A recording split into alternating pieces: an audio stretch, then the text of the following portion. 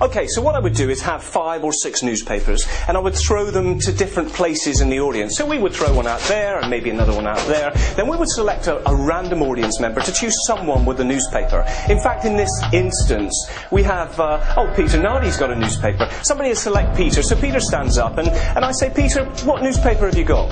I've got a Telegraph. Okay, so Peter's got a Telegraph, a posh newspaper in the UK. Okay, so we're going to make a note of that, the Telegraph. Okay, I'm going to choose somebody else randomly in the audience to tell Peter a page number, and there's going to be roughly maybe 60, 70 pages in the Telegraph, and somebody comes up with, let's say, page 16. So they say, Peter, can you turn to page 16 in the Daily Telegraph, confirming that every page is different. Peter does so, and I ask him to rip that page out. He rips the entire page out.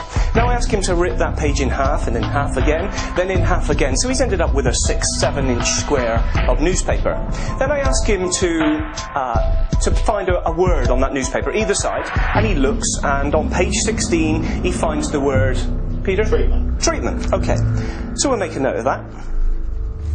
Alright, thank you, Peter. Then I say to the audience, give Peter a massive round of applause, because he's going to come up to the front. Peter makes his way to the front of the stage. Come on up, Peter. Hello, sir. Hi. Thank you for coming up. In all this time, there's been an envelope sat in full view. Now, you don't have to do it this way. Sometimes I will pass it out to an audience member. Peter, just hold on tight to that for a second. Yep. Remember what Peter chose. Page 16 was randomly selected. Then you ripped the page up. You chose the word treatment. Yep. Random decision. You could have gone with either side of the newspaper. 60, 70 pages in that newspaper. You could have made any choice. Yep. Okay. Peter, often people say to me when I do this, maybe somehow you've changed the envelope. You've removed this one and replaced it with another. So I'll tell you what we're going to do right now. What I'd like you to do, Peter, is I'd like you to sign that envelope for me. So we know it's yours, so we know it's not going to be changed. And also, of course, the signature could be worth money later on.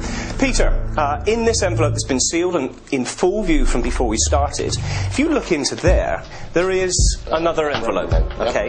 Inside of this envelope is yet another envelope. Peter, just take hold of that. You can keep it. You can just check that that is just the real envelope. Yep. Inside of that envelope is yet another envelope.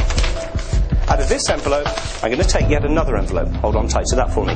Strange thing about this is on the back of this envelope, taped to it, is yet another envelope. And right on there, taped to the back, envelopes, taped on envelopes, sealed up. I'm going to open this one up. Inside this envelope is yet another. Can you take that envelope out from inside there, Peter?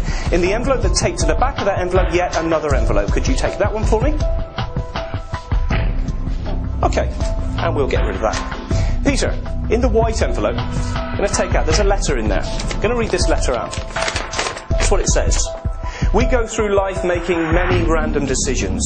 Many of those choices and decisions will be in turn go on to influence other events in our lives. As humans, we simply accept this as our fate. However, some people believe that their lives are mapped out from birth.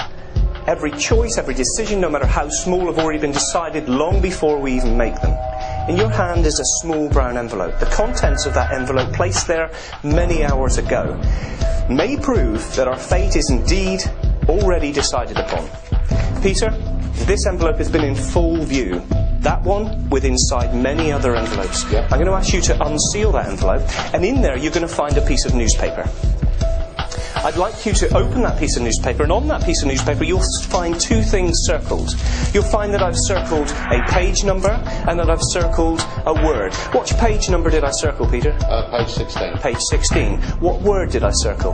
Treatment. Page 16, the word treatment, one word in millions.